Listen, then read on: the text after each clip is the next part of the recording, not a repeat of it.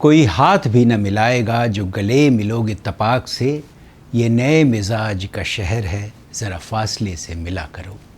या फिर लोग टूट जाते हैं एक घर बनाने में, तुम तरस नहीं खाते बस्तियां जलाने में।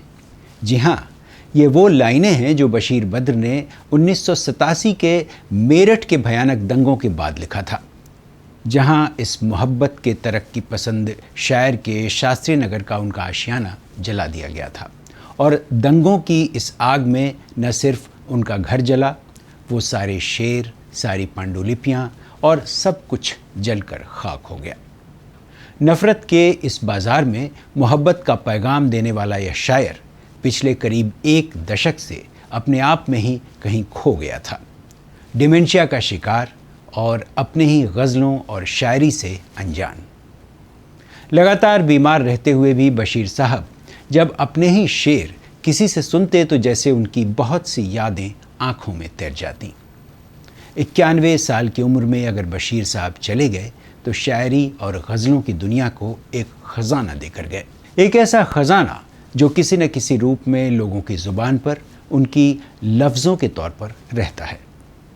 नमस्कार, मैं हूं अतुल सिन्हा और आप देख रहे हैं शख्सियत। इस बार बात इसी अजीम शायर की यानी बशीर बद्र की। लोग टूट जाते हैं एक घर बनाने में, तुम तरस नहीं खाते बस्तियां जलाने में। कुछ तो मजबूरियां रही होंगी, यूं कोई बेवफा नहीं होता। दुश्मनी जमकर करो लेकिन ये गुंजाइश रहे, जब दोस्त हो जाए तो शर्मिंदा। जिस अयोध्या नगरी को लेकर देश की सियासत ने इतने रंग बदले, जिस अयोध्या ने देश को राम की राजनीति के अलावा कई नायाब हीरे दिए, उन्हीं में से एक नायाब हीरा 15 फरवरी 1935 को जब आया तो जैसे पुलिस विभाग में असिस्टेंट अकाउंटेंट रहे सैयद नज़ीर और आलिया बेगम के घर रौनक आ गई। उनका नाम रखा गया सैयद मोहम्मद बशीर। बचपन से ही पढ़ने लिखने का माहौल मिला। कहा जाता है कि जब वो 7 साल के थे तो पहला शेर कह दिया था। उनकी शुरुआती पढ़ाई कानपुर के हलीम कॉलेज और फिर इटावा के इस्लामिया कॉलेज में हुई। शेर वो लगातार लिख रहे थे और पढ़ाई के दौरान ही अपना तखल्लुस रख लिया था बद्र। पिता की बीमारी की वजह से कुछ समय उन्हें पढ़ाई से भी दूर होना पड़ा और परिवार की जिम्मेदारियां उठानी पड़ी, लेकिन साहित्य से रिश्ता टूटा नहीं।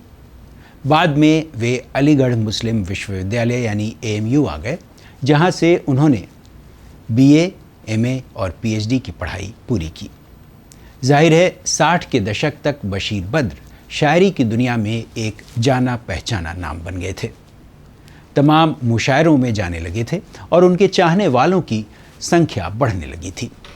बेशक उनकी शायरी में अयोध्या से उनका रिश्ता झलकता था, क्योंकि इस शहर से उनका रिश्ता महज पैदाइशी नहीं था, बल्कि उस गंगा जमुनी तहजीब का भी था जो बाद में उनकी शायरी की पहचान बनी। उनकी गज़लों में जो नरमी, इंसानी अपनापन और रिश्तों की मिठास दिखाई देती है, उसकी जड़ें उसी सांस्कृतिक माहौल में थीं।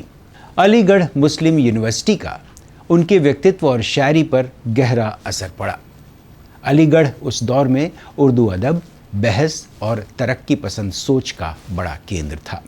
वहीं उनकी शायरी को पहचान मिलने लगी। उनकी शुरुआती गज़लें और शेर लखनऊ की प्रसिद्ध पत्रिका निगार में छपे, जिसने उन्हें युवा शायर के तौर पर पहचान दिलाई। लखनऊ से उनका रिश्ता सीधे तौर पर अदबी दुनिया का था। लखनऊ की नफासत, उर्दू तहजीब और मुशायरों की परंपरा ने उनकी भाषा को और निखारा। उनकी गज़लों में लखनऊ की रवानी और तहजीब की झलक साफ महसूस होती है। वे अक्सर लखनऊ के मुशायरों में भी बुलाए जाते थे और वहाँ उन्हें खूब सराहा गया। अलीगढ़ में पढ़ाई पूरी करने के बाद उन्होंने वहीं एक कॉलेज में पढ़ाया भी। बाद में वे मेरठ कॉलेज पहुँचे और उर्दू विभाग के अध्यक्ष बने। करीब 17 साल उन्होंने मेरठ में बिताए। यही मेरठ उनकी ज़िंदगी का सबसे अहम और सबसे दर्दनाक शहर भी बना। जब मेरठ के सबसे भयानक दंगों ने उनका सब कुछ छीन लिया। मुझे याद है इन दंगों के बाद तबाह हुए बशीर बद्र साहब से वह मुलाकात, जब वह किसी तरह सर छुपाने के लिए अपने एक साथी के एक गैराज में थे और दंगों का दर्द उनकी आंखों में आंसू बनकर छलक रहा था। वो इस तबाही से परेशान थे, लेकिन उनके भीतर तब भी इंसानियत की आवाज़ बने रहने का साहित्यिक जज्बा था। उन्होंने इस नफरती माहौल पर खूब लिखा, दुश्मनी जम कर करो, लेकिन ये भी गुंजाइश रहे जब कभी हम दोस्त हो जाएं तो शर्मिंदा न हो।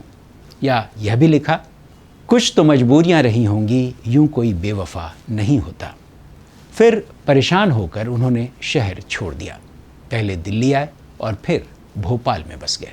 उन्होंने लिखा, महबूब का घर हो कि बुज़ुर्गों की ज़मीनें, जो छोड़ दिया फिर उसे मुड़ कर नहीं देखा। उन्हें 1999 में पद्मश्री से सम्मानित किया गया। इसके अलावा उन्हें साहित्य अकादमी, उर्दू अकादमी, मीर तकी मीर सम्मान और सरस्वती सम्मान जैसे अनेक सम्मान मिले। पिछले करीब 10 सालों से वो लगातार बीमार चल रहे थे। परिवार की बात करें तो उनकी पहली पत्नी से 2 बच्चे हुए, नुसरत बद्र और सबा वाहिद। नुसरत बद्र आगे चलकर फिल्मी गीतकार बने। बाद में भोपाल में उनकी मुलाकात डॉक्टर राहत बद्र से हुई, जिन्होंने कठिन दौर में उनका साथ दिया। उनसे उनका एक बेटा तैयब बद्र हुआ। बशीर बद्र की ज़िंदगी का सफ़र अयोध्या की सांस्कृतिक मिट्टी से शुरू होकर अलीगढ़ की अकादमिक दुनिया, लखनऊ की अदबी फ़िज़ा, मेरठ के दर्द और भोपाल की तन्हा शांति तक फैला हुआ है। शायद इसी वजह से उनकी शायरी में मोहब्बत के साथ साथ विस्थापन, याद और इंसानियत का दर्द भी इतनी गहराई से दिखाई देता है। साथ ही उनका वह अकेलापन जो उन्हें भीतर तक तोड़ चुका था। ज़िंदगी तूने मुझे कब्र से कम दी है ज़मीं, पाँव फैलाऊं तो दीवार में सर लगता है। बशीर बद्र साहब ने उर्दू शायरी और गज़ल को अदबी महफ़िलों से निकालकर आम लोगों की ज़ुबान तक पहुंचा दिया। उनकी शायरी में न तो भारी भरकम फ़ारसी का बोझ है और न ही बौद्धिक दिखावे की अकड़, बल्कि रोज़मर्रा की ज़िंदगी, टूटते रिश्ते, शहरों की उदासी, मोहब्बत की नरमी और इंसानी दर्द की सादगी है। उनके 8 से ज़्यादा संग्रहों में ख़ास है आमद, आस, मुसाफिर, अल्लाह हाफिज़ और उजाले अपनी यादों के। अगर आप पढ़ेंगे तो आपको बशीर बद्र को समझने में आसानी होगी। उजाले अपनी यादों के हमारे साथ रहने दो, न जाने किस गली में ज़िंदगी की शाम हो जाए। बशीर बद्र की शायरी में प्रेम है, लेकिन सिर्फ रूमानी प्रेम नहीं।